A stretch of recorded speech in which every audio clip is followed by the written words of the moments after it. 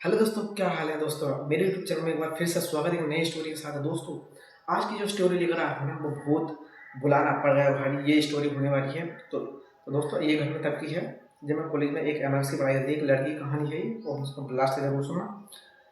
वो उस समय वहाँ के गर्ल हॉस्टल में रहा करती थी, क्योंकि जहाँ पढ़ाई कर रही थी वहाँ पे रह करती थी। परीक्षा से पहले वो उनकी कुछ सहेलियाँ लाइब्रेरी में पढ़ा करती थी। पढ़ाई करते हुए रात के 12:30 बज चुके थे। उस लाइब्रेरी में केवल 6 लड़कियाँ थीं जो आपस में ग्रुप बनाकर पढ़ रही थी, जो जिनको 12:30 बज गए थे पढ़ते पढ़ते। सारा हॉस्टल एकदम साढ़े रात के 12:30 बजे लोग शांत हो गया था। तब उसने एक लड़की से कहा कि बस यार पढ़, बहुत टाइम हो गया पढ़ते पढ़ते, अब कोई ऐसा काम करते हैं जिसका दिमाग भी फ्रेश हो जाए और नींद भी आ जाए। बस क्या था, सबने उसकी बात मानी। माने बाद उसमें जो एक लड़की थी जिसका नाम पूजा था, वो बोली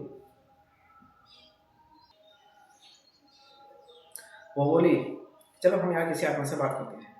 ये सब कहकर वो अपने कमरे में गई और ए से लेकर जेड तक अल्फ़ाबेट में सारे अक्षर उसने लिख दिए और किनारे पर यस नो लिख दिया।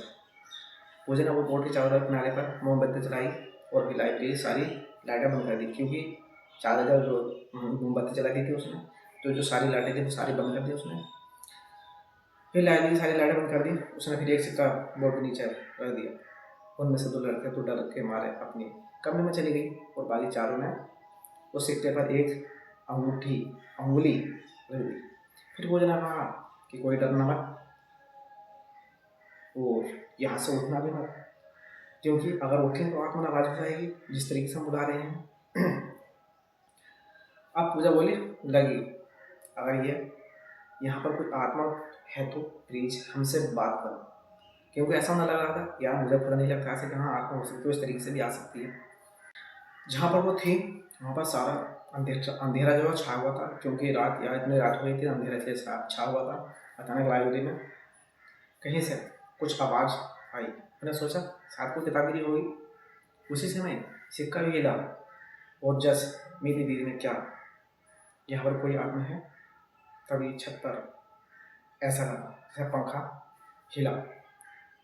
तभी लड़के डर गई, लेकिन पूजा ने कहा कि कोई भी लड़की अकेली मत भागना, ऐसा करने से आत्मा को उसे नुकसान पहुंचा सकती है, कुछ भी कर सकती है। उसने उनको समझा रखा था, लेकिन फिर भी उसे इस बात का विश्वास नहीं था कि हाँ ऐसा कर भी सकती हैं। उसके बाद पूजा ने ऊपर देखते हुए कहा कि अगर कोई आदमी यहाँ है तो हमसे बात करो। कुछ देर तक सन्नाटा था जो छाया, और अचानक सारी मोमबत्तियां बुझ गई। लाइब्रेरी में कदमों को ठीक ठक ठक की आवाज़ आने लगी। तभी लड़का डर के मारे भाग गई, लेकिन जसमीती दीदी ने पीछे रह गई और उसने दरवाज़ा नहीं खोला, क्योंकि जो पीछे रह गया था उससे दरवाज़ा नहीं, बाकी दरवाजे खुले भाग गई।